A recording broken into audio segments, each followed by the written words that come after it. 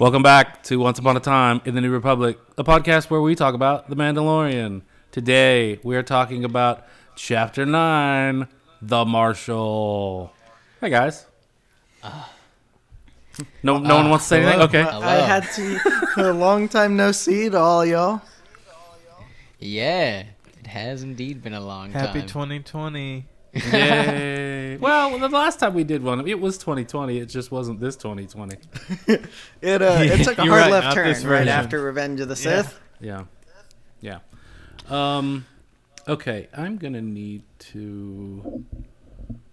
I probably should have thought about this earlier, but I'm going to need to boost you guys in... oh, there we go. Okay, say something. Something. Okay, maybe that's a little better. I don't want me and Nate to be talking and not be able to hear you guys. So we're doing this a little weird because of the since the world is on fire. We're doing this kind of over Discord, but we're also recording regular tracks. So you can hear. So us. this is going to be weird, but hopefully it'll come off a little bit close to maybe Somewhat normal. Passable attempt at seamless. So, it's been a while, and the season 2 just started, and we got a pretty long episode for the first one. So good, though. Such a good episode. Yeah, some goofiness happened in the Mandalorian camp in the off-season, but I don't really know that we need to go into it right now. But that seems like a separate video. Yeah, right there. Well, no, but I mean, we may get some sprinklings of the nonsense that's gone around the production of this show. But for right now, it seems like everything's fine and rolling along. So, did we do letter grades first, or we do that at the end? We did that at the end. Yeah, we usually do that at the end. Okay. I thought we did. It's been so long. I remember something at the beginning. We did I remember the letter grades. I wanted to say that was at the beginning. I don't know.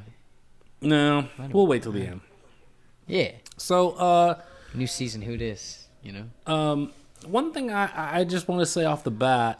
I mean, the show was great and it looked good and stuff before, but did it look more expensive to you guys this time around? I honestly think... Oh, absolutely. I think some of the Digi looked a little shinier than last. I mean, maybe production-wise, it did look much more expensive. But there's a couple insert shots of those little hairless rabbit-looking things that are just thrown in there just because, and it's like, wow, that's a commitment right there. It's like, how much did that little Digi shot cost?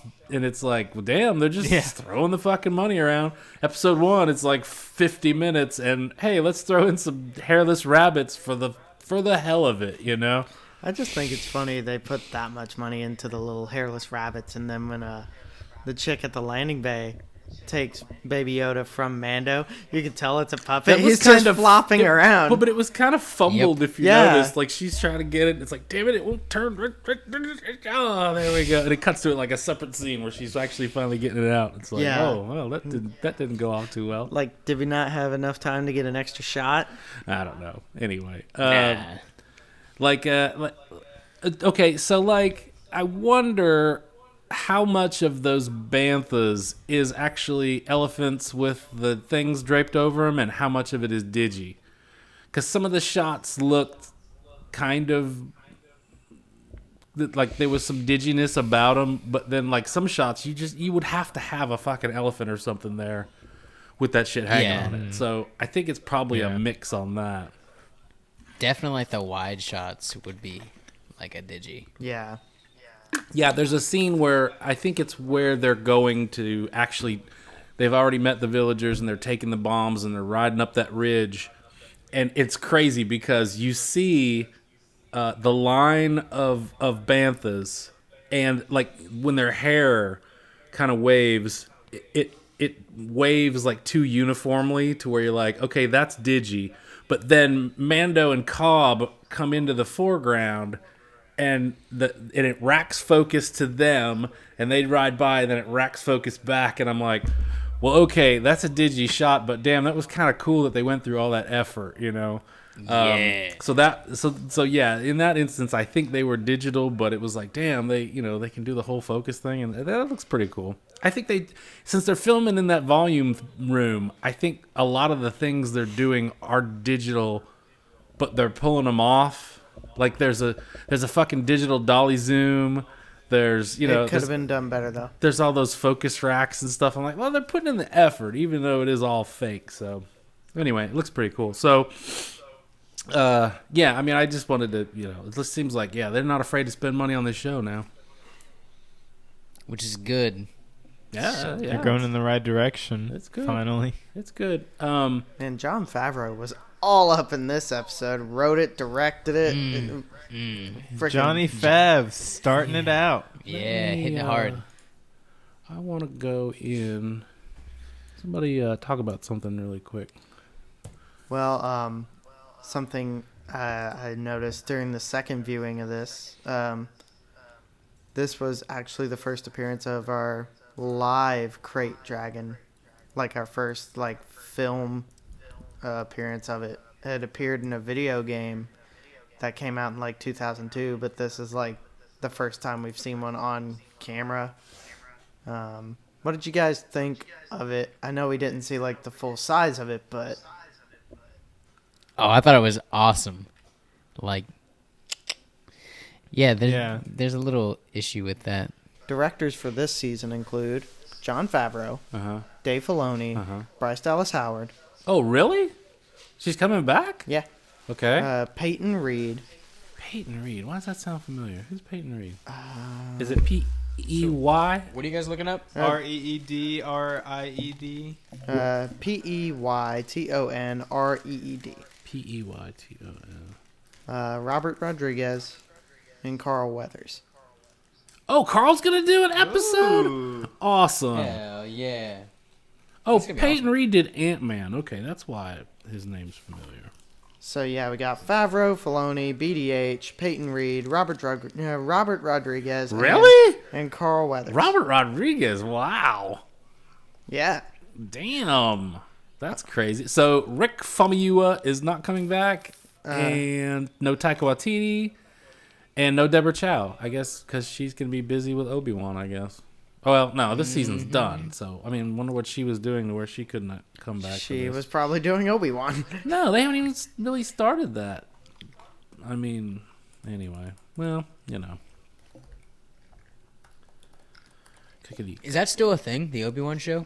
Oh, I hope so. yeah, it's still a thing. I guess. It better fucking be. That's what I'm saying. Is that what you're saying? Indeed. If you know what I'm saying.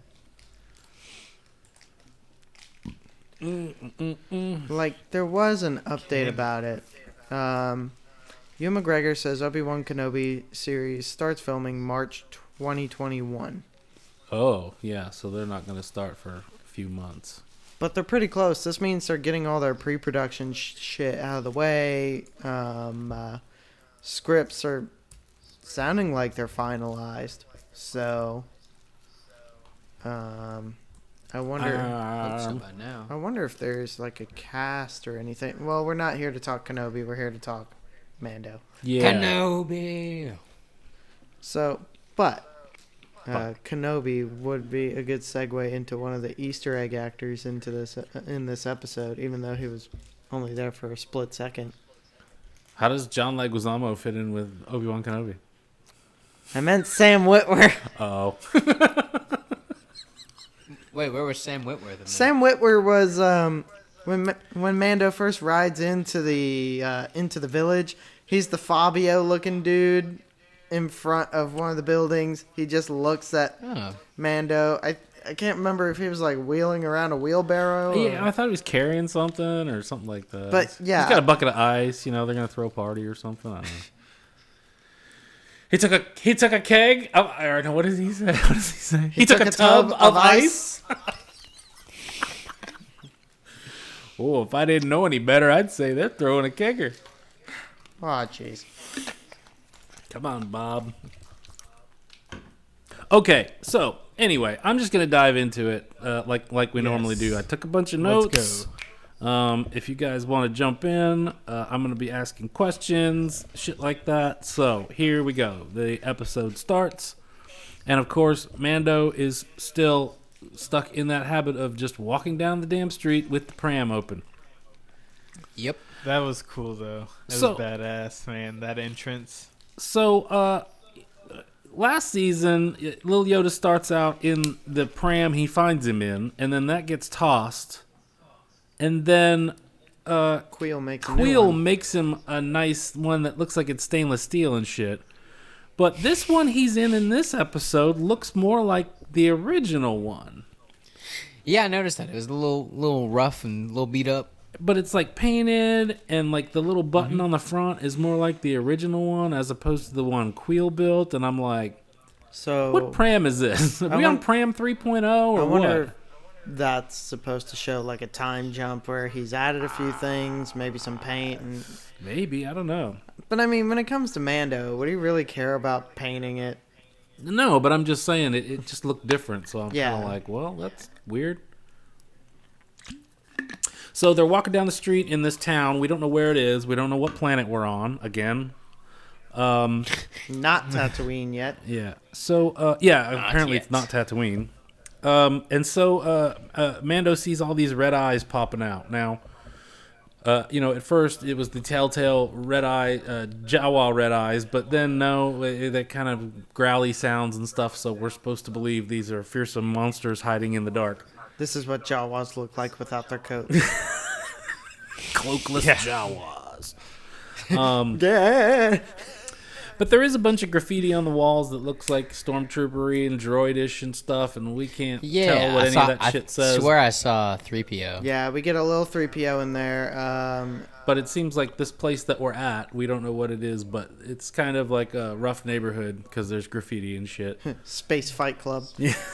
So, yeah, he makes it to wherever he's going, and he walks in. He tells the guard, "Well, I'm here to see so and so," and he goes in, and it's like a Fight Club kind of thing. There's a couple of the big pig men, the Gamorrean guard type dudes fighting, and he walks down in there, and little baby Yoda's pram follows him. Yeah, my problem with that, are they really letting a kid into this fight? I mean, shit, I they know don't he's care. 50 years old, but She didn't check his ID. yeah. and I know later Mando says, "Oh, he's seen worse." Well, I mean, yes, but at the same time, it's like, if he's in the think, Star Wars equivalent of a stroller, should we really let him in? I think they're in a type of world though where no one really kind of gives that much of a fuck. And even if they did, I think Mando is the type that's like, he even says he goes where I go. So Yeah, I but feel what? like Goes where I he'd be persuasive about taking him in. Yeah. So, Well, at least buy Baby Yoda some popcorn and a drink. I mean, there's no concession stand in that place, man. damn. So when they walk down in there and they get down to the bottom level and they're walking, they cut back to little Yodi in the pram, and the bottom of it is cut off on the bottom of the screen, and it looks like it's probably like rigid mounted on a stick, because as it's traveling it kind of jiggles a little bit. So I was like, oh, that's clearly just mounted on a stick. I thought that was kind of funny. Damn.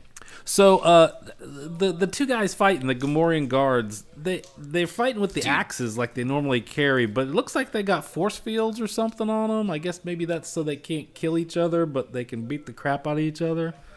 I want to say I heard I thought that someone was talking badass. about it, and they said that's something that was introduced in a video game or something. I don't know. Yeah, I remember fighting as one of the Gamorrean guards in that PlayStation game we had. No, but I mean, like this is like a more um, modern game I know, that but they were talking about. oh, so was it like Battlefront? I don't know. It's 2? just, like I said, I don't know. But I want to say that that's something that may have been introduced in a video game or something like that. It might be Fallen Order. Maybe it's just so that they can't kill each other, but they can beat the crap out of each other. Yeah. Maybe. So we get this new bad guy named Gore Koresh. John Leguizamo. John Leguizamo doing the voice. I didn't realize it was John Leguizamo until my second viewing.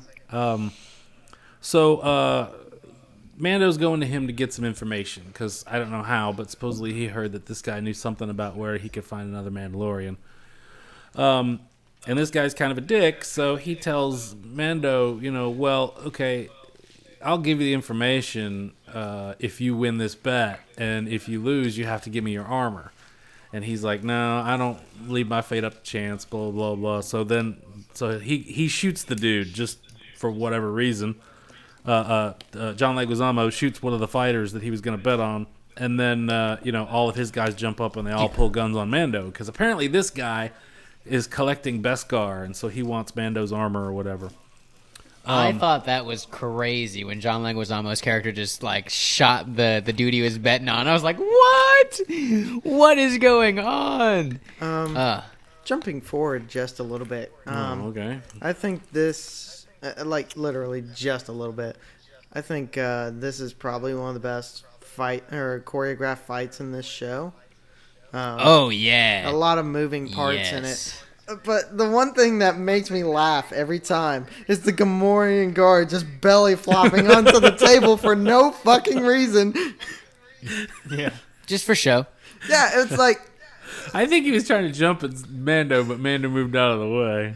He hit that fucking table hard. Yeah, awesome belly flop.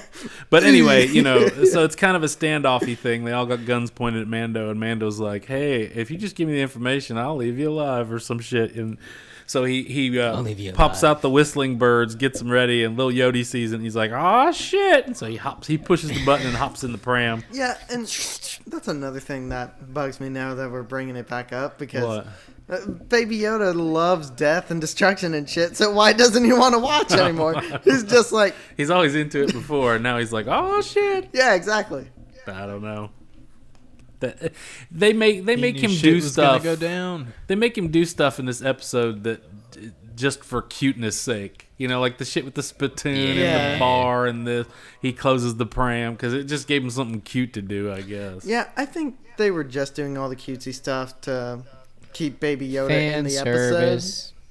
I think that's where the Disney money comes from, is the Disney cuteness. Yeah. You got to keep that in there. Got to maintain the status quo. So, a couple of the cronies, after Mando takes most of them out with the whistling birds, he has got to fight a couple of the cronies, and that's when the dude does this epic belly flop, and he fights these two guys with the vibro blade and kills both of them pretty quick. I like how Mando took a punch. There was someone holding him from behind, and someone punched him. He just took the punch and let the force of it throw his head back and hit the other guy. Yeah, that Beskar seems to work in hand-to-hand combat, too, pretty well. And then he just stood there and took one, didn't even move, and you just hear it ring, and the dude's holding his hand like, fuck! So he sees John Leguizamo run out, and I thought it was kind of funny. It might be after Mando uses the grapple gun to tie up his feet and he falls down, but he's got like a comb over that falls over and shit. Yep. I thought that was pretty funny. He hangs him upside down. You can see his goofy comb over. But so Mando's got him tied up, and he manages to get the information. And he leaves the guy there and shoots out the light so that all the little red-eyed monster dogs come out and they supposedly chew this guy up. And then we get the title card, Chapter 9, The Marshal. The Marshal. So, that was a pretty good intro. That fight scene was... Yeah, so it was good. very well done. Very well choreographed. It was a good way to start the first episode of the second season. So realistically, we just see Mando, and really, that new pram that may give us a clue that some time has passed, because we don't see any of the other familiar faces from season 1 in this episode. So we're still kind of in the dark timeline-wise. Yeah, and Baby Yoda looks no different. Yeah, he doesn't look any older. He doesn't look any different. He's still got the same clothes on. I know this doesn't matter when it comes to the episode, but in promo images, he's like a little taller next to Mando. Not much. I didn't notice. But yeah, in like the first season, he was like mid shin. Now, like in the promo images now, he's like kind of up to Mando's knee. Oh, I didn't even notice any size difference in him. Because, like, when you see him... He's either like in the pram or a saddlebag. But, like, in the bar, when he's standing next to that little spittoon thing, that's all you see. There's nothing else in the frame for reference. So it's like, you know, he could be 6 inches tall. He could be 2 feet tall. We don't know, you know. Yeah, so that... I mean, he's in the saddlebag, and you see...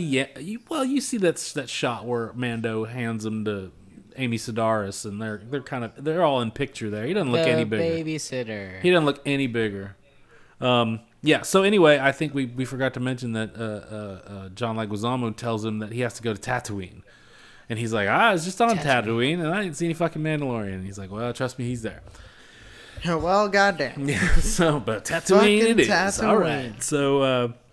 So after the title card, he goes back to Mos Eisley, and he lands in the same damn docking bay, and Amy Sedaris is there. And this time, he lets the droids work on the crest, so he's come around to droids now. Looks like we've been replaced as the RazorCrestPitCrew. I guess. Damn, by pit droids too. Yeah, those little bastards. Damn. So, just gotta go in there and hit the nose. so she's all like, loving on Baby Yoda, and she's all like, oh, and she says something interesting. She says, so if this little one ever divides or buds, I'll pay for the offspring. So, like last season, we've speculated about Baby Yoda's origins, and we were kind of going through all the options of, maybe Yoda got freaky. Maybe two Yodas Yoda got don't. it on. Maybe two Yodas don't really have to love each other. Maybe they're asexual and they just lay an egg or something like that. So she says something about dividing or budding. So it's like, well, hell, maybe they do just spontaneously pop out a little one. I don't know. It'd be interesting. Yeah. People think we just clone. grow out of holes in the ground. Maybe that's what. Oh my gosh! What if that's why Yoda died? It's a new plot twist to their species. After they lay an egg, they grow one old dies so another one can live. Yeah, but we established that Baby Yoda's 50 years old. He was born before the Phantom Menace. Oh, womp. Well, fuck it. That oh been no, cool. Yaddle died. That's what happened to Yaddle, man. But there you go. Yeah, so we don't know, But anyway, so he's asking her questions about Mandalorians and blah, blah, blah. And so she wants to show him a map because he knows that this name of this town, Mos Pelgo. So, so she has this R5 unit roll over to pull up a map. And that's the R5 unit from A New Hope with that the has the bad motivator. Because when it rolls by, you can see on the top of it the little scorch mark. The scorch mark in the one of the compartments where it blows off in A New Hope. I would have never guessed that until y'all said that. So that I saw something about that online. I literally today. said, "Man, that droid should have a bad motivator." The second time watching it again, and Dad's like, "It's the same fucking droid," and I'm like, "What?" Look, you can see where it's. Oh, damn! Yeah, that was kind of funny. So, so she shows him a map where this place is supposed to be. And she says something like, oh, you can't fly out there. They'll see you coming from a mile away or something.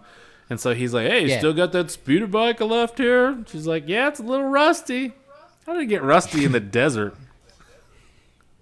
It's the moisture farms, man. Yeah, okay. Well, one of them must be leaking then. It must be leaking if the speeder bike got exactly. rusty. It's rough. It's coarse. Gets everywhere. I would understand some corrosion, but not. I love the water. So Mando takes off on this speeder bike, and he's got little Baby Yoda in the saddlebags.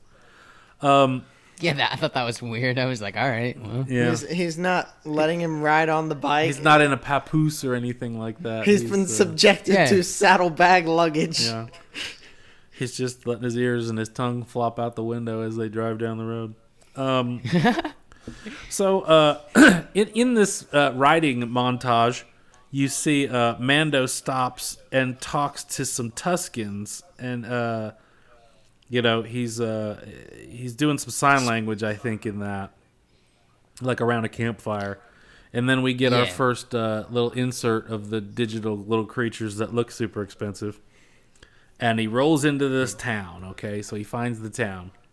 And it's Would you say that the little creatures are womp rats? No. I said they're just look like little hairless rabbits or something. I don't know what they are.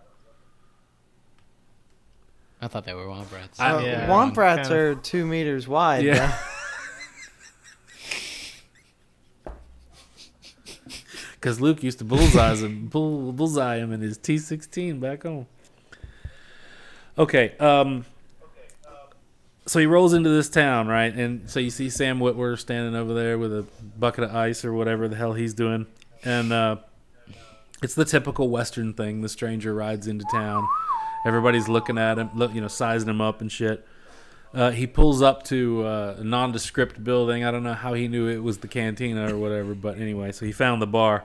Yeah, how would he know it's the cantina without the piano player? Yeah, I don't know. So he walks in, and we get another good him silhouetted in a doorway shot. That seems to be par for the course. It's Johnny Fav's signature on that episode. I guess, maybe.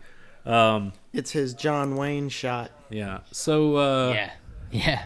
So his searchers shot. Yeah.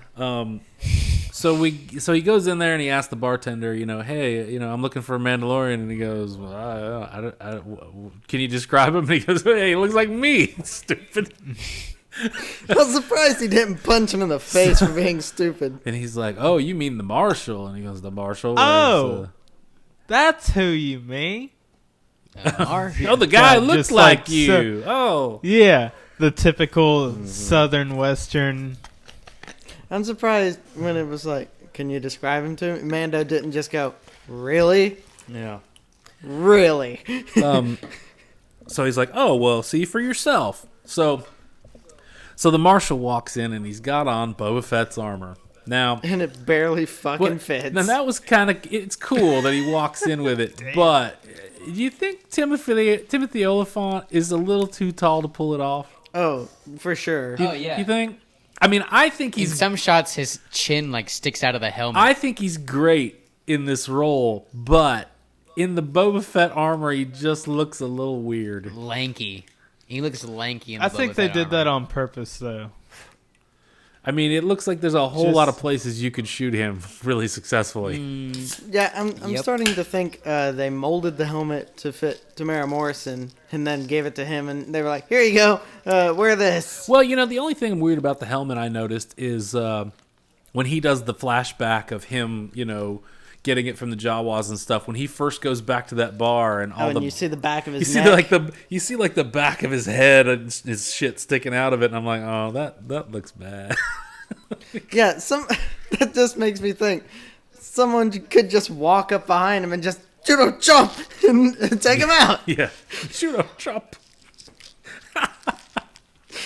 Pistol whip him in the back of the head. Yeah, exactly. Now that you like when we watched it, you watched it the second time. That was my third time, and I said something about the townsfolk looking all scraggly and shit, to where Mando must be thinking, well, I'm definitely not going to the barber in this town. Yeah. But and it just occurred to me, yeah, everybody looks scraggly as shit, but except Timothy Oliphant looks like he stepped off a GQ fucking magazine cover or something. He's got that rakish wanderer Pierce Brosnan fucking I do my own coiffed hair and shit going on. I'm like, damn, where's he go? Not where these other fuckers are going. Yeah. No dirt. When he bought the armor, he also paid a little extra for a haircut. Yeah, I guess. The Jawas give nice haircuts, cheap discounts too. Okay, yeah. So Timothy Oliphant, the Marshal, Cobb Vanth, like we talked about last season. He walks in and has the bartender give him some of that blue vodka. Spotchka. Spotchka. And he's like, come on over here and have a drink or whatever. And, Mando's, Okay, until he sits down and takes the helmet off. And then he's like, oh, He's like, you ain't even fucking Mandalorian, are you? And so Timothy Oliphant, Give it away. I'm sure you're not too happy seeing me wearing this hardware. Yeah, gives him the whole spiel about, look, I know you're good at killing people, and you probably pissed off at me wearing this, and blah, blah, blah. So I figure only one of us is going to get out of here. So and Mando wants the armor, he's like, take it off. I'll fucking take it off of you, motherfucker. So, and Oliphant's he's chill, and he's all like, well, I guess only one of us is getting out of here. Let's, just have this, we're going to do this here. And right about the time they're about to throw down, everything starts rumbling, and they go outside to watch this fucking giant worm go by. I think it's funny when the giant worm goes by, everybody else is freaking out. Well, Timothy Oliphant and Mando are just standing there like... Well, that's because those are just like peasants, and these guys are men of the world. Nothing phases them. I still think it's funny. Just the face that Timothy Oliphant does when he looks at it, he's just like... This damn thing. Again.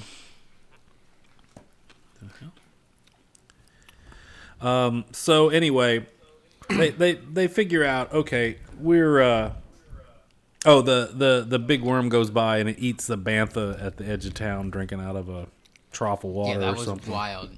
Yeah, I like how they give that. I like how they give that bantha like 7 seconds of screen time. Well, when you first see that bantha, it does like a close up on it, and when its eye blinks, that looks digi to me. It looks a little too mechanical. But I mean, I like how they give it like 7 seconds of screen time, just hanging there. Yeah. Like, yeah, it's a good fucking. This water's pretty good. It's cleaner than normal. So at that point, Timothy Oliphant's kind of like, well, maybe we can come to an arrangement. So they're talking, and he's like, look, I know you're good at killing shit, and we need your help, and I can't do this by myself. So if you help me kill this big worm thing, I know it's a crate dragon, but it doesn't look like a fucking dragon. It looks just like a big worm. So, yeah, I had it's such an high hopes Alaskan when they bullworm. said, well, yeah, Yes, Nate, Alaskan yes, that's exactly bullworm. what it is. I had such high hopes when they said dragon, but then it just looked like the fucking worm. yeah, it didn't have legs or claws or wings or anything like a dragon. It's just a fucking worm. I just know Scott here. It looked more like that. I do. It It's looked a more like SpongeBob that thing. fucking space worm from Empire. Yeah. Yeah, the thing that attacked the Falcon in Empire. So, they come to this agreement that, you help me kill this thing and I'll give you the armor because, I'm here to help this town and blah, blah, blah. But, I'll give it to you if you help me. And we get our first look at Cobb's speeder bike, which looks a whole lot like it's made out of Anakin's pod racer. That was awesome. Andrew immediately said that when it popped up. He was like, I popped the turbine? fuck up. Now I was excited. I got that pleased the prequel side of my brain that I have that just lit it up, sparked all those transmitters. I remember when Scott saw it, he was like, we didn't see that it was hanging off the side at first. He thought it was on the back, and he's like, wait, that turbine is spinning. Oh, it doesn't matter if it's on the side. The internals turn one direction. You think the outer hole would... It's just a physics thing, man. It's fine. At first, I didn't realize how the seat was on it. I thought the seat was like in it. And Yeah. So then I was like, I don't know. And then I saw the seat on the side, and I was like, oh shit. Okay, so maybe it did belong to his. He's got to be real careful making left turns. And here's my thing with them riding those bikes. They're having a normal conversation, a normal volume. Oh, yeah. All while this turbine is just... Yeah. No, they're not loud at all. No. It doesn't bother them. It's the Tesla model. Yeah. Maybe they had on Maybe headsets or something. it's the helmets. Yeah. The helmets are linked together. Well, no, so they Timothy can Oliphant's actually- not wearing his helmet when he's talking about the flashback and shit. He doesn't have it on. Oh shit, you're right. He wasn't riding with it. That's wild. Yeah. That's like, why have it if you're not going to wear it while you're riding? You're Because they're paying for Timothy Oliphant. So, yeah. I'm going to show They're my paying for fucking Pedro face. Pascal. It was awesome. We just gotta say he was awesome as the marshal. That was pretty Yeah, cool. he's super good. He's super good. Yeah. Even though there was a line when, like later on, when he's like, it's going to be great. I just so wanted Chris Pine in that role. It's gonna be great. Oh yeah, that would have been great. I was kind of hoping at the end that Mando would leave him the armor, you know, Yeah, but he took it with him. Still took it. He came there for one. because for he's one a thing, dick. and he wouldn't leave him without it. Well, no, he came there to find a Mandalorian to help him, but once he saw that armor, he was like, "Oh shit, I'm taking it." So this is where we get Cobb's flashback about how, you know, the second Death Star got destroyed, and then the mining guild or the mining collective came in and took over the town, and so he escaped with a ice cream maker full of crystals. And then wandered in the desert till the Jawas found him, and then so he traded them the crystals for the armor, and then he comes back and he beats everybody up. Now, I just want to know how those Jawas got that armor. well, okay, we'll get into some speculation when the moment comes at the end. But like, he in his flashback when he goes in and he shoots a bunch of the guys, and then a bunch of them are trying to escape, and they jump on that thing, that speeder or whatever, and they drive away. He drops the viewfinder down and leans forward, and he shoots the rocket out of the backpack to blow them up. Okay? Yeah. But then later in the episode, he's got another rocket. Where'd he get the other rocket? That's a good question. I mean, Because Well, he had it at the top of the episode. Do when you he think appeared. he had? maybe hang on. I brought this. This is akin to what I brought up in Attack of the Clones when I said Django shot a rocket, and then later on he's got another rocket, and everybody talked me down and said that he has a fucking giant U-Haul storage full of rockets. Well, Cobb Vanth does not. Okay, he got one rocket with the jetpack. Maybe. Where'd he get another Well, rocket? maybe Maybe he the got Jawas maybe had he got extra. like 5 rockets with the jetpack. Where are the Well, other maybe 4 just one more. rockets? Just- In his living quarters or the town hall No, or look, the I don't know. Jawas had Boba Fett's jetpack with the one rocket sticking out of it. Where'd they get the other ones to give him the other ones? Where are the other rockets is all I'm saying. Maybe he bought him on the black market. You gotta give Johnny Sorts. Faz So a there's little credit, Tons man. of Mandalorian rock No, backpack rockets on the black market. No, he bought him on Utini Bay.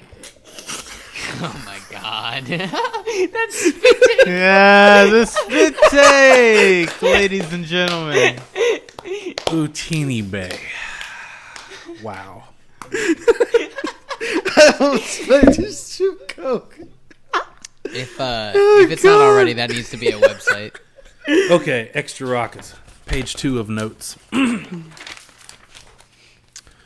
All right. Out of curiosity, how many pages of notes did you get?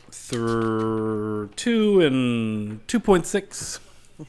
2.6. Yeah, 2.6 pages. Cool. Okay, so they've agreed, you know, that he'll help him for the armor. So he says something akin to, I know where it lives. And he's like, well, where is it? He's like, not far. So we get this scene of them riding, you know, and he gives them the flashback. And then they ride into this little, crevasse, I guess. That's what you want to call it. And I guess The marshal drifts in. yeah, they hear Drifting on the something. speeder So Timothy Oliphant does a cool Fast and Furious kind of drift stop, and they hear some noises and stuff, and then they see the red eyes, and everybody goes, "Oh shit, it's the monsters again!" And the marshal takes out his gun and stuff, but Mando jumps off and makes this crazy ass noise. And yeah, so one of these little monsters comes around the corner, and it looks like an armadillo dog, and armadillo, and and so Mando starts. Now see, Mando starts speaking Tuscan to this thing. Okay, so not only does he know the sign language, but now he speaks it. Okay. And so the dog comes up to him and he starts petting it and everything's great. And then some sand people come out and it's like, oh, okay, shit. I like these dogs. The marshal's all, well, what's going on? Blah, blah, blah. And he says, hey, they want to kill this thing too. So it cuts to them at the little Tuscan camp, and we get that shot of the guy brushing the bantha's teeth. He's just picking at anything the bantha ate to roast over the fire. Yeah, I for guess. their dinner. Yeah. So they're sitting around a campfire and Singing their campfire song. yeah, and so they try to get try to get Timothy Oliphant to drink the juice out of a rotten pumpkin, and he doesn't Yeah, want that to shit do was it. wild. So it starts a big argument and shit, and Mando has to pop out his flamethrower to get everybody to calm the fuck down. So he tells them, hey, you don't need to fight amongst yourselves. You need to work together, or else this thing's gonna kill everybody. So they all, I guess, they all chill out and they agree. So they go out to look at. They all go out together to look at the Sarlacc pit that the space worm lives in. There's no such thing as an abandoned Sarlacc pit. There is if you eat the Sarlacc. So, I glossed over Timothy Oliphant's great quote. I guess sometimes both suns shine on a womp rat's tail. I swear. That's a good one for a T-shirt. I swear, after that line, he should have went right into a spittoon. Into the little thing Baby Yoda was hiding in. So here's something kind of cool. They get up on this ridge to look down into the thing, and these sand people have a pair of binoculars. Now, at first, I thought, I want to see if those are the same kind that Luke had. Well, it's not, but it is the pair that they got from the bounty hunter guy in Chapter 5, the gunslinger. Oh, shit. It's the exact pair, too. I went back and looked. Oh, yeah. See, remember they get his binoculars. And they're all fucked up in this episode. Like, No. they're all dusty and shit. They're just black. It's the same pair though. They're black and they got the little white brown piece on it. And yeah, so I was like, oh well, shit. That's dude's binocular right there. Yeah, because I remember when he passed it off, they were all shiny, and he was like, "Man, those were brand new." Yeah, well, what are you gonna do? So these Tuscans, they feed a bantha to this space worm every now and again just to keep it sort of pacified so it doesn't come around and eat their houses or something, I guess. So they're watching it, Or and eat them. this one dude leads a bantha down there to tie it to a stake or something, and then he shouts to get the thing to come out. And the thing's in asshole mode, so it just comes out and eats the dude instead of the bantha. I thought that was pretty funny. I knew something was going to happen to that guy because he started running and he started tripping, and I was like, oh, that guy. Yeah, Guy's, anytime somebody trips, that it's guy's like, fucked. oh shit, that's significant. Sorry, Steve. Left the bantha, too. The bantha was just chilling down there still. Yeah, it was like, I don't need your bantha. I'm gonna kill your dude though. I can come back and get this bantha whenever I want. Because y'all just going to leave it down here for me. Oh, man. So they go over their plan. I guess they realize we need a plan, and they do this little. They've got like a little skeleton, and it's supposed to be the space worm, and the marshal's all like, that can't be to scale. That's too fucking big. And they got these little says stones, and to he's scale. like, what are the rocks? And he goes, that's us. And so there's some discussion in Tuscan, and they throw some more rocks down, and the marshal's like, oh, okay, well, where'd they get the extra rocks? He's like, I volunteered your whole village. Oh, man. So at that point, I was like, oh, shit, do we get another training villagers montage? But luckily that didn't really happen. So these guys then have to go back and convince the town people that they got to help. They got to fight with the Tuscans to kill this. What is it? An Alaskan worm? What An is it? Alaskan bullworm. Bullworm. Okay. Yeah. And so at first they're all kind of pissy and shit. They took her Well, jobs. why don't we take the town and push it over there? That's exactly what that was, because they had the conference in that episode too, where they were like, "Well, what do we do about the worm?" We'll just Oh, take man. Bikini Bottom and push it And somewhere push it else. over there. So the two of them, the marshal and Mando, convince the townspeople that they got to work with the Sand People, and then they all agree. So then it cuts to Now, do you? huh? Do you think the townspeople would have let it happen if they knew that Mando was going to take the Marshal's armor with him when they defeated him? He tells them, I'm going to give him the armor in exchange for helping us. They know. Yeah. So, and I guess they're cool with it because they don't want the school to get eaten by the space worm, That's when the second time we watched it, Nate's like, school? What school? There's no kid. Yeah. What are you talking about? This is just a town full of ugly people. What you talking about? What you talking about, Mando? With bad haircuts. So then it cuts to this, like, it looks like just a building off by itself. Doesn't look like it's in the town. And I guess it's where they store all their bombs for their mining. I don't know what these people mine, and I don't know what, but it's just like this one building in the middle of fucking nowhere. And they got all these bombs and shit. And so the Tuskens show up, naturally, in single file. To hide their numbers. Right. And so they're going to use all their banthas to transport these bombs and shit. And so naturally you get a scene where one of the Tuskens is a Butterfinger, and one of the rednecks has to yell at him, "Your son's a bitch trying to kill us all, you dumb son of a bitch." And that's when you get the Chris Pine line. It's going to be great. Again, that should be Chris Pine. Let's see. Just saying. We get at this point. I noticed that there's some new themes in this one. The music's really good. He's getting some new themes put in, and it's not just the same shit over and over and over.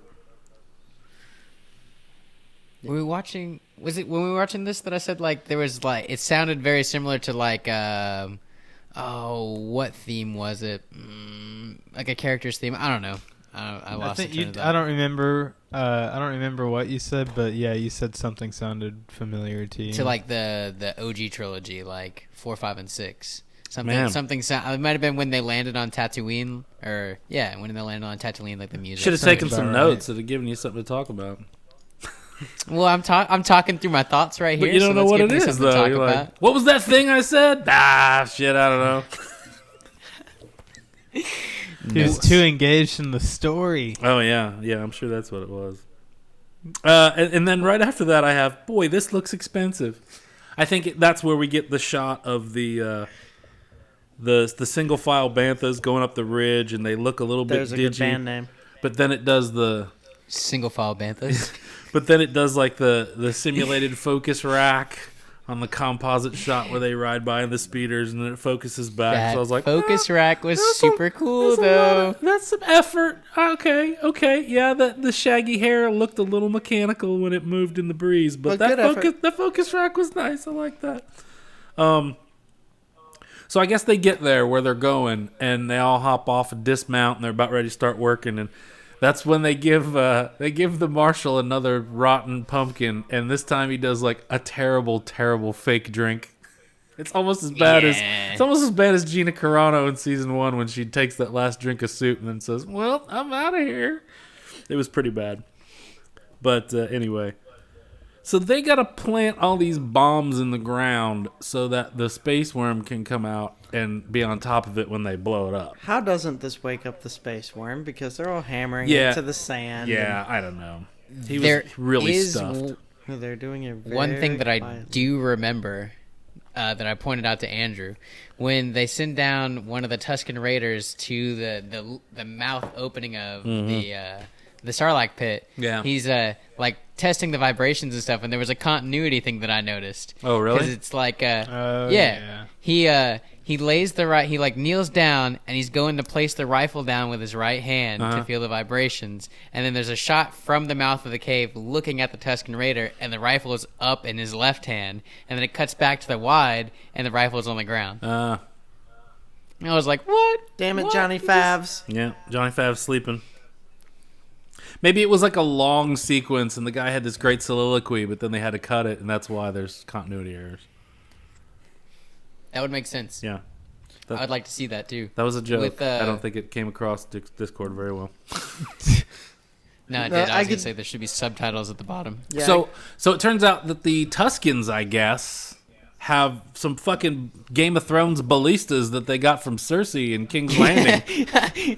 I mean, I didn't see anybody building that shit or anything. They just roll up. So I didn't don't see know anybody if put. Yeah, the nobody pushed townspeople them had down there. them, or if the Tuscans had them. I don't know. They just pulled that shit out of their asses, man. Now, does this mean they fought a crate dragon before? I know he said they've been surviving for thousands of He years. says they know him better than anybody and all this shit. Maybe this one's just that big.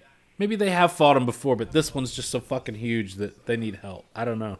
But they got a lot of specialized weapons and shit to deal with it, so maybe they have. Maybe they normally killed them off before they were old enough to wreck, and this one just got out of control. Yeah, this is just like a really, really big one. They've been around for a long, long time. So during this, Crate. Really big crate. during this this whole sequence of them planting bombs and getting shit ready and stuff like that, there's a scene where a girl, I don't know if she's got like, I can't remember right now. She's got like, if she's got like a clipboard or something, and she's walking around checking on shit or whatever. But she comes over and the marshal says something to her, calls her Joe. How you doing, Joe, or something like that. She comes up with the detonator. And that's right. She hands him the detonator. It's the detonator. But there's a scene where she like walks between the camera and the sun, supposedly, and I'm like, okay, this big ass scene. Did they film this on location, or is this in the volume? Because there's like some flare, and she walks in front of the sun, and there's like glare that comes around her and shit. But it all looked kind of like it was done in post to me, and I'm like, okay, if it is the volume, and there's a sun in the background, it's not going to put out light like a normal bright light would, because it's just a projection. So maybe they had to do that after the fact, and that's kind of what it looked like to me. It looked like fake lens flare and fake glare.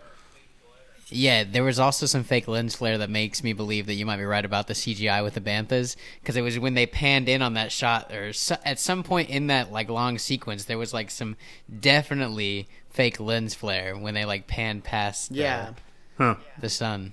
Yeah, I mean, it seems like they're putting all the possible digital trickery and magic and frosting on the top of this thing that they can. And I mean, I appreciate the effort. Before the story gets good.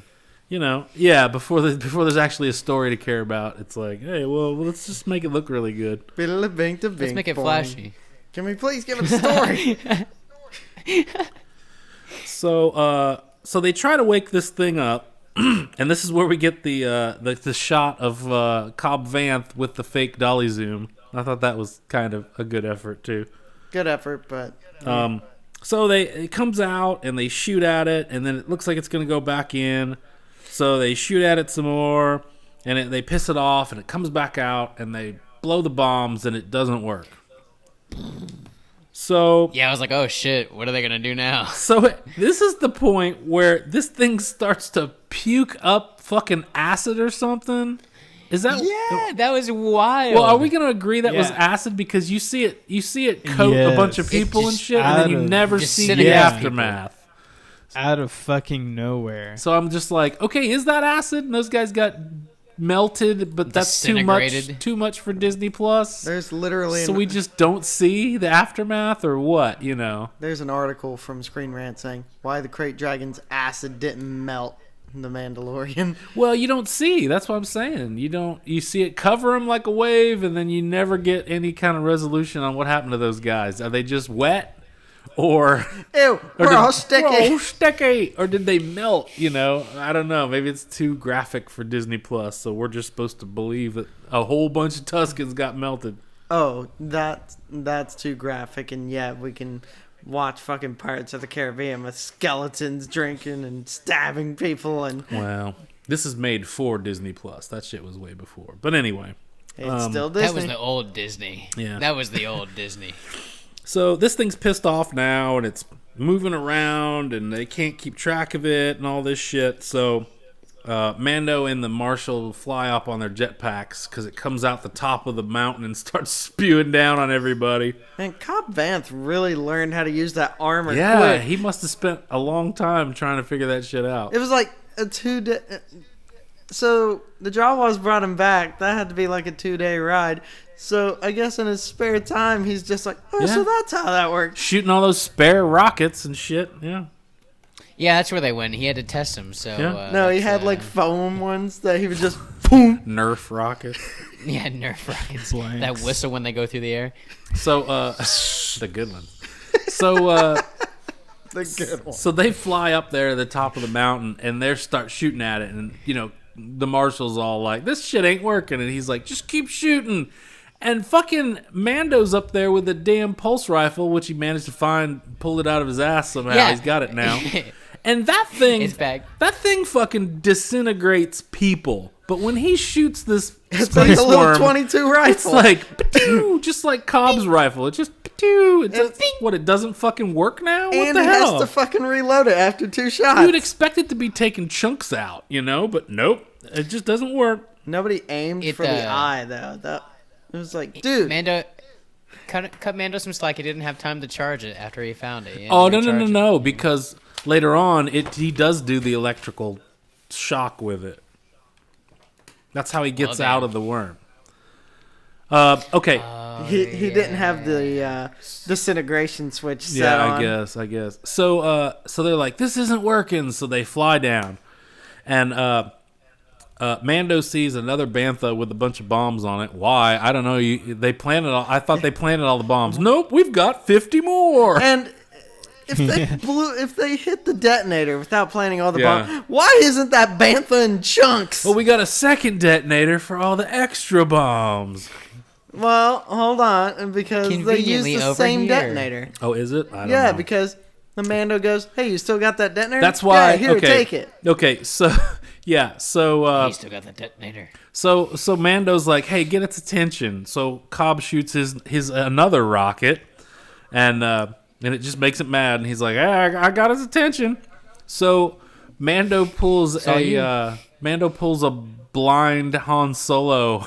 Hey, take care of the kid. And he hits that button or whatever on the Boba Fett backpack, and he goes shooting off. They learned how to make jetpacks better after I that guess, incident. man, because all you got to do is hit that one in the right spot, and the guy just takes off. So Mando grabs that bantha, and he's standing there waiting for the thing to eat him, right? So I guess so. The thing swallows Mando and the bantha with all the bombs. And then you wait a minute, and I guess Mando's in there turning all the bombs on because they didn't go off before. That's why it took so long. Yeah, he's in there in the guts, Yeah. flipping Switching them all. Come on! Son of a bitch! I can't reach it. Damn it! Why didn't I just turn on one? This one will blow up everyone else. He runs into one of the Tuscans that it ate earlier. Hey, come here! Turn that one on over there. Okay. And So then the worm comes out and its mouth is open, and that's where you can see that Mando's shocking it electrically with the pulse rifle. And he flies out with his jetpack and he hits the detonator and the thing blows up. And he's just covered in clearish green goo. Yeah, if that's the stuff that it pukes out, it is not acidic because it's not eating through him. Or Yeah, but I at mean the least through stuff that he Beskar. was. Yeah, but there's spaces between Shooting his out was like- Beskar and it goes to his flight suit. I mean, I guess the flight suit is Beskar weaved. Yeah, you Which, know. funny enough, that is a Star Wars D&D armor class. Oh boy. Beskar weave. Okay. That would be awesome. So our boy saves the day. Again. In the aftermath, there's a big carcass and everybody's cutting off hams and shit to take home. There's no liquor in here. Suka! I swear that's the first thing I thought of. So you see Mando tying a big roast to the back of his speeder bike, and Cobb gives him the armor, and he tells him, "Tell your people I'm not the one who broke that." So I'm guessing he's talking about when Mando hit the backpack and made it fly off and shit. I guess, maybe. I guess so. And I was really hoping he would just let him keep it, but no, taking that shit. Fuck you. Now I thought, now to get particular, I was thinking that it was said, and may have been canon at one point, but maybe isn't. I was thinking that Boba Fett's armor, or which we're assuming is Jango's armor, was supposed to be Durasteel, not Beskar. Well, yeah, I mean, it's still got the dents and stuff, and it's got the helmet at least has like a little bullet indentation. Well, in but it I mean, still. like they're insinuating that it's Beskar, and I was thinking that his was actually Durasteel, but maybe that was before they came up with the whole Beskar thing, and that's why. Maybe it's just been retroactively fixed. I don't know. But this is where we see the Tuskens find a pearl in the guts. Yeah. Yay. What? Now, supposedly, I think know. that is a thing from a video game at some point. It's supposed to be really valuable. You know how like an oyster gets a piece of sand in it and it crushes it for years and years and it turns it into a pearl? I think this is supposed to be the same way. The space worm eats a rock and then it just gets sort of smooth and digested and it turns into a pearl. But I think somebody said that in a video game that was established, so that's why I threw it in there as an Easter egg. Literally. So, Mando's got his stuff, and he hops on his speeder bike, and he rides off into the sunset, and we see the twin sun setting, and then... Yeah. Bum, bum, bum. And then we see my boy. And then everybody's fucking wet dream comes true, and you get fucking old man Boba Fett standing there in a bathrobe, looking out with a pulse rifle, and he's got a Tusken rifle stick. and a gaffy stick. He's got both of them slung over his shoulder, but he's not dressed like a Tusken. He's just wearing a big bathrobe. Now, yeah, I had a slight problem with this ending scene. It's very nitpicky. What? It's when he's riding away on his bike. We watch it go from full screen to letterbox. Oh, it does that during the episode, yeah, but you that don't was weird. really notice it. I don't know why I don't know why it's like that. Yeah, I noticed it at the end. I was trying to rack my brain for like old westerns Bowen made me watch, and I'm like, does it crash down? And I mean, the only example I see it doing that, Searcher starts letterbox, but then in that final shot, it goes like a couple inches more, and I'm like, I don't know, man. Maybe it was an aesthetic choice. I'm not really sure why I did it. I'm not a huge fan of it, but okay. Oh, it's fine. I mean, yeah, it's fine. I'm just not a huge fan of it. It's like, yeah, it's whatever. like when you go see a movie in IMAX and only 40% of the footage is in IMAX, so it keeps switching aspect ratios and shit. Dark Knight Rises. So, those cameras are heavy. You can't carry them all the time. So anyway, that ends the episode. Now, somebody said something earlier, and okay. So you were like, how did the Jawas get that armor? Yeah. So, okay, we know Boba Fett's alive. We know he got out of that Sarlacc pit. But, so did he get out of the pit and then just take the armor off and dump it? And then the Jawas found it? If so, why would he take the armor off? Yeah, I mean, why... I mean, maybe the Jawas found him and drug him out and then took the armor off of him. And what? Just kept it for saving him as a payment? No, just like they found him like knocked out and then took the armor off. Oh, they just stole it from him and left him there? Yeah. Like, what if the Sarlacc he was in was eaten and he got spit out and was all fucked up? But if they... Okay, well, why would they just take his armor and leave him for dead, but then when they come across Cobb Vanth, they save him? Yeah, well, he had the crystals. They didn't know that until they had already picked him up and had him on the fucking crawler. Well, he did have the ice cream container, and they're like, oh, those usually Why didn't cool they just things. take it and leave him for dead like they supposedly did with Boba Fett? They took his armor and left him for dead. Cobb was at least a little coherent. They don't like what? They don't like clones. Maybe. Hey, you look like a fucking stormtrooper, dickhead. Yeah. Yeah, I don't know, man. It's interesting. It'll be interesting to find out his story, though. What happened to him? Okay, so now he did survive, but he doesn't have the armor. So He's gonna get it back. His face is all fucked up. Either he dumped it or he got it taken from him. Now, he's like standing back watching, and he's looking at Mando now because Mando has the armor. So if he's supposedly is on a quest to get his armor back, why didn't he just fucking fight Cobb Vanth for it all these years? I mean, what if he knows about Baby Yoda and he's trying to lead? I don't know. He's been stuck in the desert on Tatooine for 20 years. He could have gotten back into the action. Follow me on this though. Hear me out. I don't think he knows we're about Baby follow Yoda on this one, Jack. humor me. So he knows about Baby Yoda, and he's leaving breadcrumb trails to try and get to Mando, and then Why? I don't. Motivation, Jack. Think about it in terms of story. Why? Why would he be doing this? All characters need a motivation. I don't know. You call my bluff. You call my bluff there. See, Jack. I mean, So okay, we're talking. What is this? 5, 8 years after Jedi. Yeah. So Boba Fett's been running around for. I mean, he wasn't in that Sarlacc long. So Back from the dead, assholes. Where's the Slave 2? Slave 1. Slave 1. Slave 1. Don't Yeah. know. Where's his? I mean, you would think he flew it to Jabba's place, and then they all rode out on the sail barge, and that's when he fell in the Sarlacc. So, has his ship just been sitting at Jabba's place, or did somebody steal it, or what? We don't know. True, it hasn't been seen.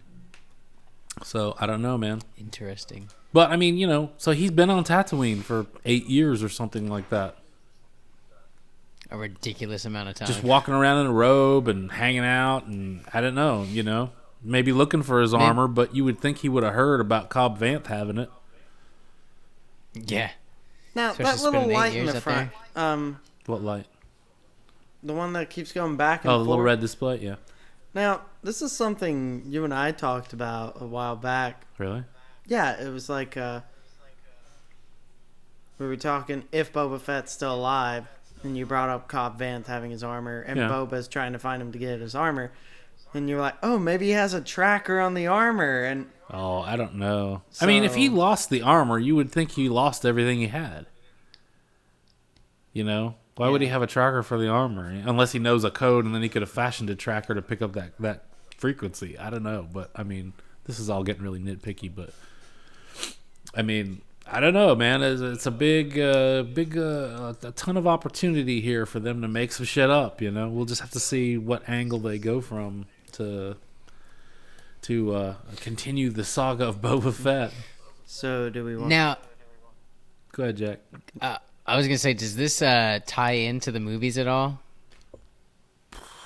Like I don't see how. I mean, Okay. What movie? Like the sequel trilogy? How? I don't know. That's why I was just asking. None of these characters are in the sequel trilogy. None of them are even mentioned in the sequel Yeah. trilogy. So this is its own thing that's meant to end at some point. Well, we went through all this last season. Baby Yoda's been around for the entire known Star Wars saga, but no one's ever seen him till now. How long do you think they might go with this, given that rather than starting over the episode numbers, they went with Chapter 9 for S2E1? Yeah, I don't know. I mean, I guess they're just going to keep going in order. Well, they have been renewed for a third season, so... Yeah. Hopefully more to come. Well, yeah, I mean... Take as many as we can get. This season and the next season, too. It's going to be interesting to see how everyone reacts. Because, I mean, they're going to bring in Ahsoka. You've got Tamara Morrison, so why not have him play Rex, too? Oh, yeah. So it's like... See, I mentioned that to JT, and then he was like, nah, bro, Rex is definitely dead by this time. No. And I'm like, no. So, See, that's what I told him. Because he's still running around with the rebels in Rebels. yeah, and that was like only, 10 years ago? So he doesn't have to be dead yet. So, like, if like Ahsoka and Rex and come into this and they're really great and people like the portrayal and maybe they get a spinoff, Well, there was talk. That would be dope. There was talk to bring in like a live action version of the Rebels characters. Well, isn't Sabine supposed to be in this too? Yeah, we're supposed to get Sabine. Yeah. Oh, and we also get Bo-Katan. Bo-Katan. Yeah. So I mean, like maybe there will be a spin-off-y kind of type thing, or There's rumors that maybe they they'll keep all them in. There's rumors of what? An episode. There's rumors with the episode with the three of them, Ahsoka, Sabine, and Bo-Katan, is supposed to set up some lore for a sequel Rebels animated series. No, who cares about Animated. Yeah, Rebels Yeah. was an animated. thing. No shit, Sherlock. He said a sequel animated series. Oh, I'm like, no. why the fuck would you do Not another? a series, but I thought they were going to get like a feature-length thing. Why would you do another animated thing? Just fucking, I mean, you've got that magic room you can do whatever in. Just hire some people. Yeah. Do that That shit for room real. is top notch, though. Do that shit for real, man. But Fuck a cartoon. but yeah, I remember Coming that- straight from the underground thing. But I remember there being talks of Rebels getting like a feature-length thing. That would be cool. Yeah, I don't like the characters enough, to be honest. What? I wish we could see you guys. I mean, like, is that a noise? Is that a sound for real? Did you just fart? What was that? What was that? No, that was me. I went, what? But real quiet and real low. What? What? What? Surprise, motherfucker. No. Surprise, motherfucker. But, Letter grades. So that's the Yeah, episode. Nate. yes. yeah. Letter grades, Nate. Start off like we normally do. Yeah, with you first, Jack. Oh shit. Good call, Jack. All right. I'm gonna give it a B plus. All right. Nate? I'm going to go A-. Andrew? I'm gonna go regular old A. I'm going to go regular old B. Wow. We're all pretty close on this one. Now, the only reason I give it an A- is because of Baby Yoda. They just gave him cutesy shit to do. Everything else was great. He's hardly in it. Yeah, he's just a cute little thing. Like, yeah, I'm still here. I still exist. I'm still. He's just a hood ornament Yeah, in this trek down the interstate. Yeah, he's just there. he's the angry Baby Yoda. Yeah. But yeah, I mean, so he's kind of wasted in this episode. But they threw so much in. You gotta appreciate the episode as a whole. Yeah, I mean, Oh yeah. They really put the effort in.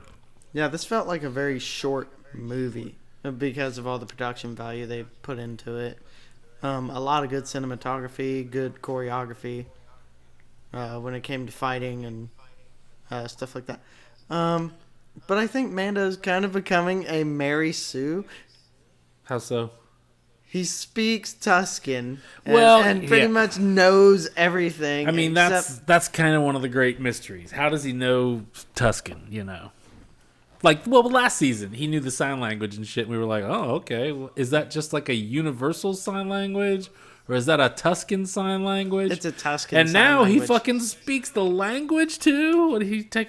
I guess there has been a time jump, and he did a community college course or something.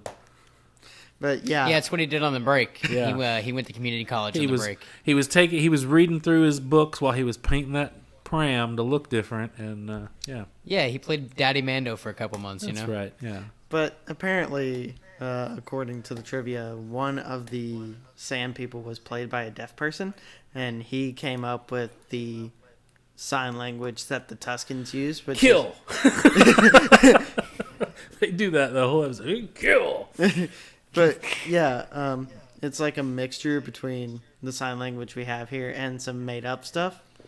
So Okay. there is a Tuscan sign language, which I wish they would offer as an MTSU course. So, okay. Like underwater basket weaving. Yeah, exactly. Now, in the Star Wars universe, people wear the same clothes all the time, unless it's a different movie.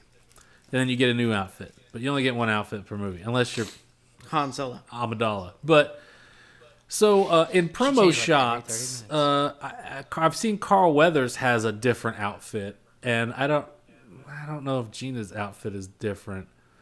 But I was thinking that definitely signifies a time jump, but I don't know. We don't, Baby Yoda isn't a different size visibly.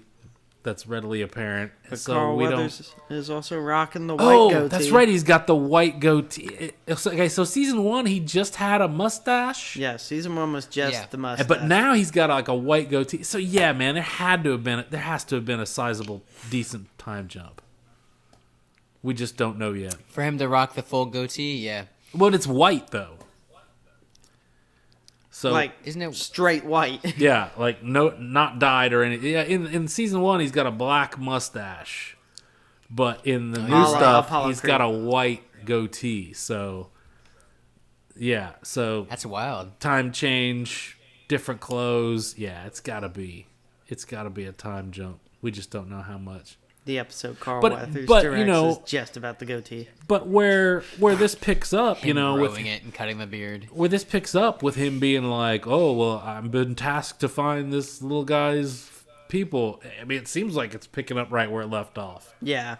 But, you know, maybe that means we won't see them for a couple episodes. Now, the next episode, when I was looking on IMDb, there's no title or anything, but there is an image, and it's what you've probably seen in one of those trailers where they're on a boat. So I think that's next episode where they're on a boat. I'm on a I'm boat. on a boat. And I don't know what planet that's supposed to be or anything. So Are there any... well, looks like next episode we get what are you looking at? IMDb. Okay. Looks like next episode. That's episode credited cast and then rest of cast listed Yeah, you don't want to alphabetically. do that. All I saw was the one thumbnail, and it was the shot of them on the boat. So that'll be next episode, I guess. I wonder Maybe. if that's who I think it is. Who? Where? What? What? Well, apparently they're bringing in Kyle Pasek. Who's that?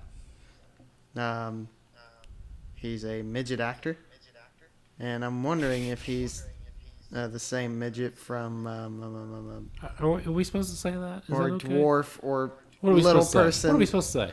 Midget, little person, dwarf. I don't know. But Well, because there's different kinds of dwarfism. So I mean, is some of them called dwarves and some of them aren't. And if you call one who isn't technically a dwarf, they get mad. Or I don't know, man. It's so politically correct now. I don't know who to call what. never mind. It's not him. I thought it was the guy. More from, Jawa shit? Is that what you're hinting at? That'd be cool. No, it here wouldn't. for It'd be it. awful. He's playing a bounty hunter as well as Jawas. Oh God, Jawas. But I thought he was the guy from In Bruges. Oh no, not that dude. Hey, at least this episode had Jawas, and it wasn't like the episode from season 1. Because we all hated the Jawa episode from season 1. Yeah. I didn't hate the Jawa episode. Yeah, even Okay. you liked it better than the worst episode, or what was the deal? I said I liked it, but it's. Hey Nate, what about the best kill? What's the best kill? Best kill. Shit. It's got to be belly flop, dude. He didn't get up. I think that was best suicide, to be honest.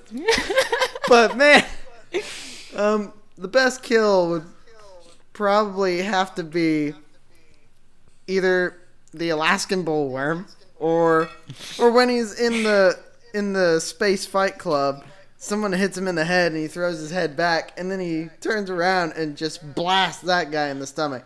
I'm all cool. No, I thought he stabbed one with the blade and then threw yeah. the blade at the other guy. Yeah. Oh yeah. So what is I it? was The gonna stab say, or yeah. the throw? What is it? I would have to. Which one's better? I would have to go for the stab, to be honest. It's pretty visceral. Yeah, because the that guy was throw. kind of The throw dazed is from so being. much better. Yeah. The what? The throw all the is way. so much better. No, they're saying the throw. Well, I think camera-wise, it's better, but I think that stab is just—it's got more weight I thought behind that stab it. was pretty cool. Yeah. But I don't know. Maybe it's the one stupid fucking Tuscan guy that the worm eats. Poor old Best Steve. death right there. Tuscan Steve. Tuscan Steve. Oh, Tuscan shit. Steve, R.I.P. Yeah. I think it was funny. The second time around when the 3 Tuscans were going out to the Yeah. hole, and 2 of them had rifles, and the other one's just got a gaffy stick. Yeah. Like, come on, Where's my man. rifle? Look, Dave, you're just an intern. You don't get a rifle until you're full time.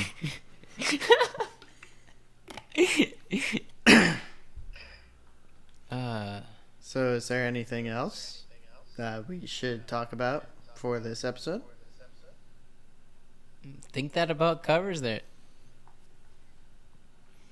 Got all the way through. Unless you want to dive into trivia, but I mean, So, like, okay, So last season we were always trying to predict and shit like that, what we thought was going to happen, what's going to go on, blah blah blah. But this season, I don't know. It's a little difficult because we don't really know. All we know is that his path is that he's got to find Baba Yaga's people, and it looks like his plan is to try to find other Mandalorians so he can try to go through the network of coverts and see if anyone can give him information.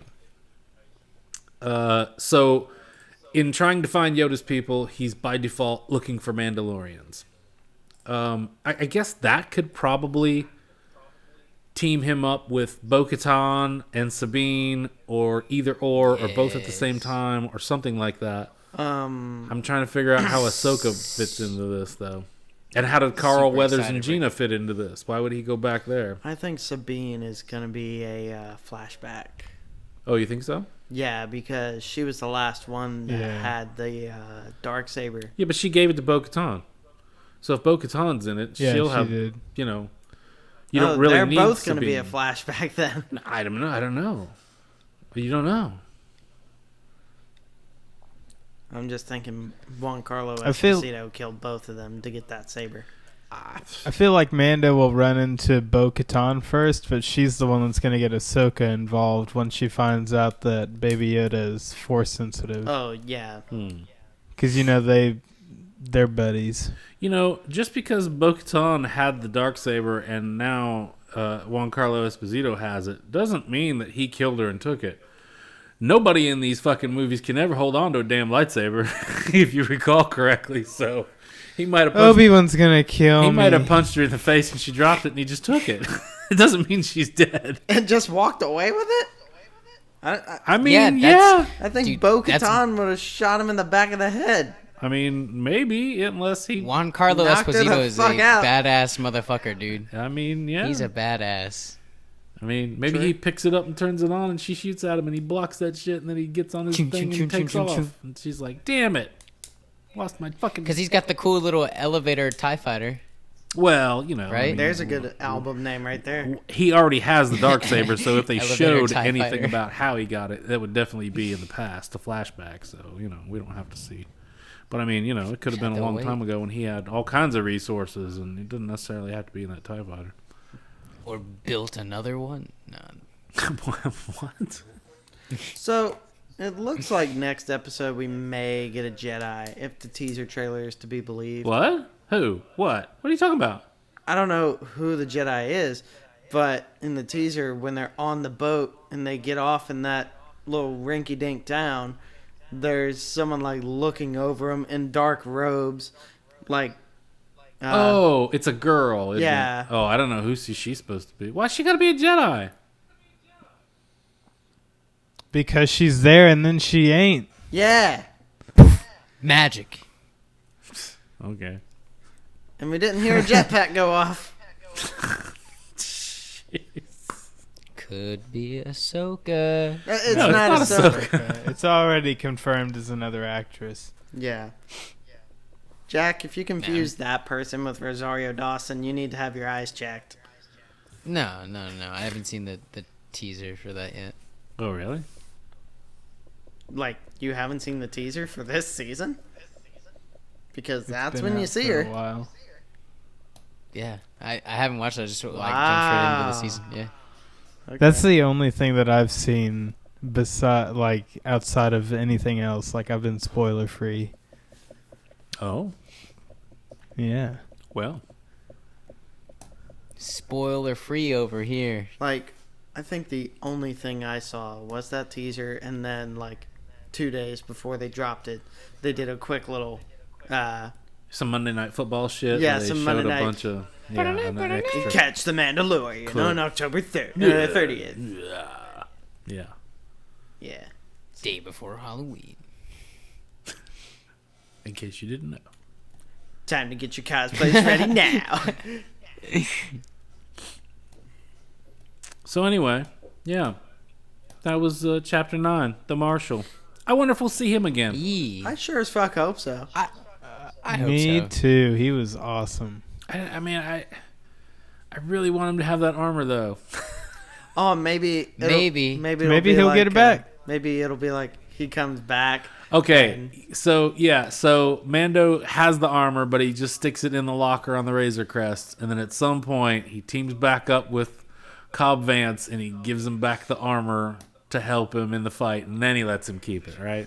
Yeah. Or maybe there's a big battle and they have to get Cobb Vance's help, and then they build him his own Mandalorian armor or something. But why would they do that? Just give him the one he already knows. What? No. Well, why introduce Boba again if you're not going to give him back the armor? Well, Because why would you give it back to him? I mean, we don't know what his deal is. He might have dumped the armor. Like I said, how did the Jawas get it? They steal it? Did he just dump it and then he found it? What happened? We don't know. I would have at least kept the jetpack and the controls. But you would think he would have if it was his goal to get it back. He's had like 8 years. Why didn't he get it back yet? He must not. Yeah. It seems to me like maybe he doesn't want it. Boba been sleeping on I it. don't know. We don't know anything, man. So, for people who want to ask questions and Yes. and send in comments and stuff like that, where Yes. can people reach us? We are at RazorCrestPitCrew at gmail.com, and we are also on Twitter at RCPitCrew. That's it. Or you can leave a comment on a YouTube video. One or the other. Yeah. Something like that. There's no reason not to Shout talk out. to us, guys. Come on, we're giving you all the options. Other than the fact that you've never listened to this, and we're just doing this for no reason. What? What? Yoo-hoo! What? You're all clear, kid. Let's blow this thing. Go home.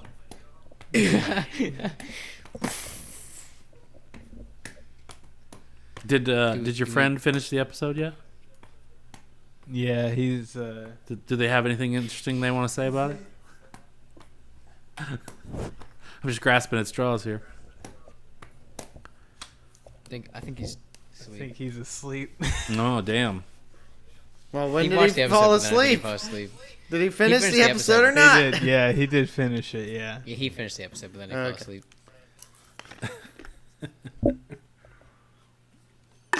Yeah. Are you still recording on your end, Scott? Yeah. Yeah, I haven't Just said goodbye making yet. sure. True. Yeah, this is kind of an experiment with this setup, so we'll have to see how it works. And hopefully, I mean, Yeah. hopefully it will, but, you know. And then we'll add in another one next week. We'll all be on face cams, hopefully. Yeah, that'd be nice. Because I can't tell if you guys are trying to Yeah. say anything because we're louder than you are, so I'm just like, What? are they saying Can you anything? just record on your? Do what? Can you just record on your laptop? Screen record? Yeah, but No, I mean, Oh, do the face cam off mine? no. Get audio. Oh yeah. I was just gonna do solo off mine if you didn't want to do the group thing like we're doing right now. Well, yeah. I mean, I guess we could just do that. That's fine. Yeah, What are you we'll do gonna solo. use? Like GarageBand or something? Or audition, one of the two. Oh, okay. Okay. How are you going to send me your files, Andrew? I can send you like a Google Drive link if they're big, or I could just make you MP3s, and those should be small enough for email. I hope. I don't know about that. I don't know. Well, we're like almost at the 2-hour mark, right? An hour and 37, but there was a big technical gap there that I'll probably take out, and there's a little bit of chunk at the beginning, so we're maybe at hour 20. Not bad. Not our longest episode, but No, Yeah. nowhere Yeah. near. So at some That was point, fellas, we've still got the original trilogy and Solo and a couple of sequel trilogy movies to do. Indeed, we do. Yeah. Yes, sir. So, you know, the whole COVID thing this summer has just kept everybody apart and nobody's really thought about anything and all that shit. But now that Mando is back, and we're back into this groove, we should try to, we'll try to perfect this system and make it work, and then we can get back to doing, the good stuff. That would be dope. Yes. And, maybe when we're out of Star Wars material, we can do something else. I don't know. The boys. Because, we're not going to get Obi-Wan for a long time. And I'm probably at least 2022 before we see anything. Well, I'm sure they'll stick to this.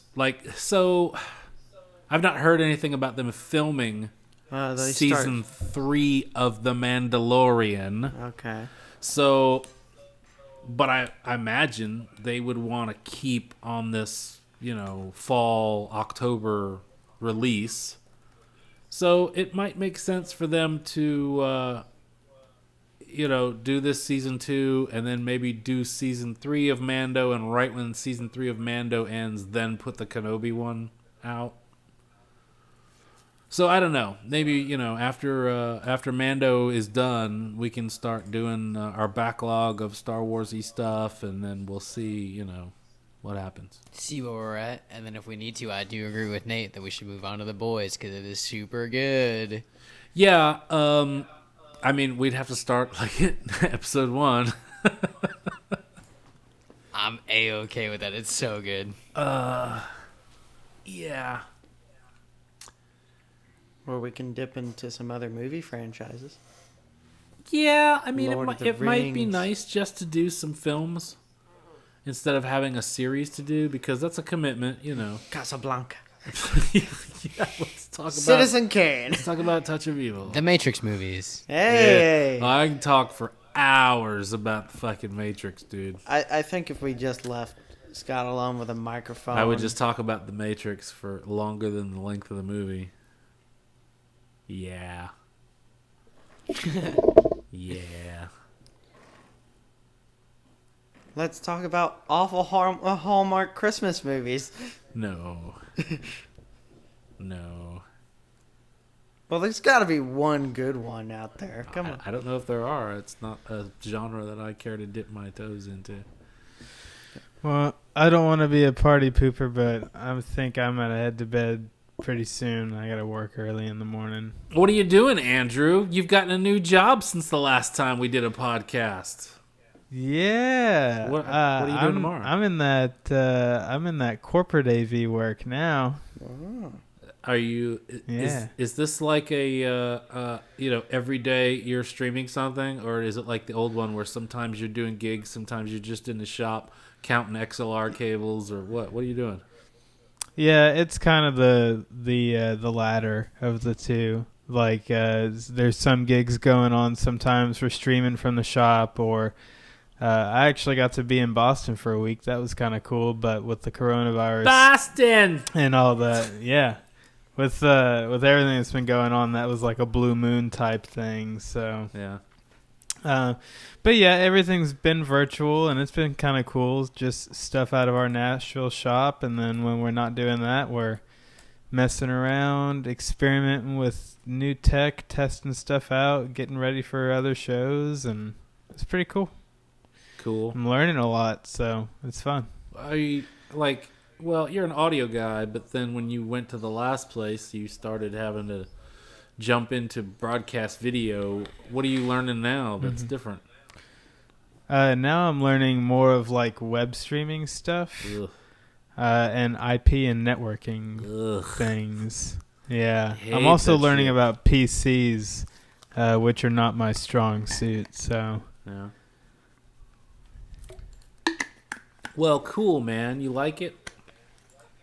yeah, it's pretty good so far. It's also a nice pay raise, so I've been enjoying that. That's always better than the opposite. Yeah. Well, cool, man. Jack, what are you doing? Anything man. different? Nothing good? What?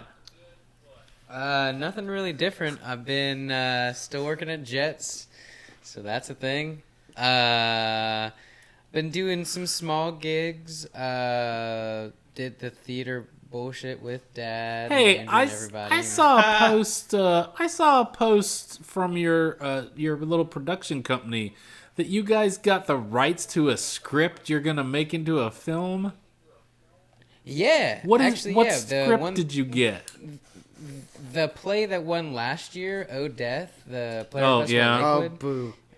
That one? Yeah, he said that we could use the rights for that. Oh, You should adapt mine. you should have got the guy who came in a very close second. I mean, I would definitely be down to do that. I'm down to work on some projects, man. I got time. Yeah, really? Well, we need an AD for Sunday. Oh, you don't want to do that, huh? Just give your granddad dude. Just give your granddad the middle finger because my grade is Damn, riding come on on. this. Yeah, he's got 1 day of shooting left on this noir zombie film, and it's all outdoors. And my AD can't be here because he's part of another shoot. Tell him yours came first. That's what I always said about Nah, bro. he had this one scheduled, and I had to reschedule due to rain. So he was like, "Hey man, I've got another shoot that day. Oh, and also, one of the actors you wanted to use is my main actor that day. So good luck." And I'm like, "Well, fuck. Now I gotta act." Yeah, it's bad. Bad news, man. Damn. Bad scene. Tragic. Hopefully it all turns out well. If we get out of church early enough, I'll hit you up and see if you still need some help. Dude, it's gonna be like a 15-hour day. Yeah, well, 100% he does. So when you get out of church, come over. Once we get out, I'll definitely shoot you a text because we'll be driving back to Nashville. Yeah, shoot both me and my dad a text because I may be shooting a scene when you get out. Okay. Cool. I'd really appreciate it, man. Yeah. SOS We're still recording. kind of deal. Okay. Well, I just wanted to check in with you guys. The fans need to know what's going on in your lives. It's been a while. Yeah, we have to let the world know. Yeah, man. Have to let Reed know.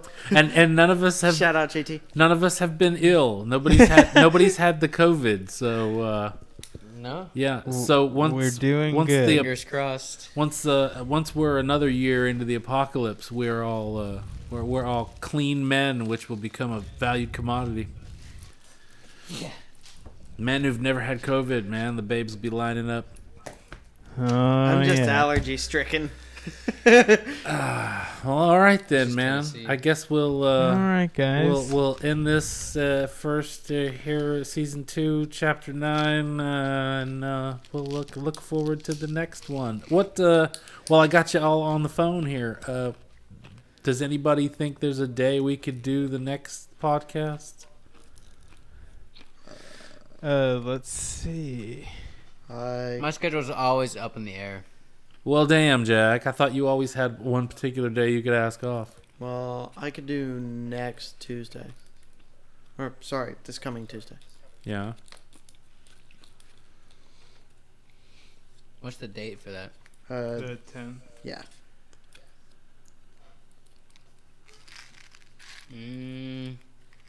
I don't know about that because I'm requesting off for the film festival next weekend.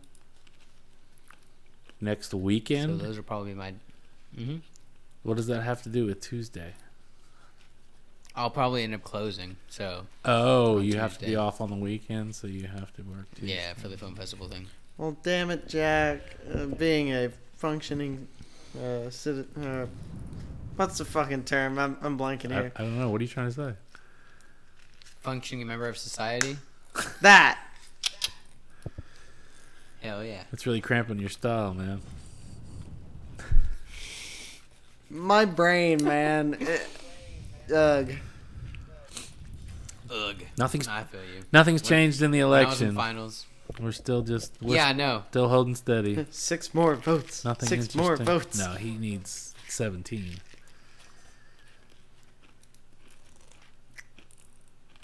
He needs Arizona and Nevada. yeah. 6 and 11. He needs 17. But nothing's changed. Oh, son of a bitch. Yeah, still waiting. Joe. All right. So before we get into political affiliations and all that stuff that'll bite you in the ass, we're gonna sign off. So Thank you all for Alright. listening. yeah, man. Bye. Later, y'all. Bye, everybody. Bye, guys. Bye, everybody. Have a good time. Are we ending the call too? I'm just gonna hit stop.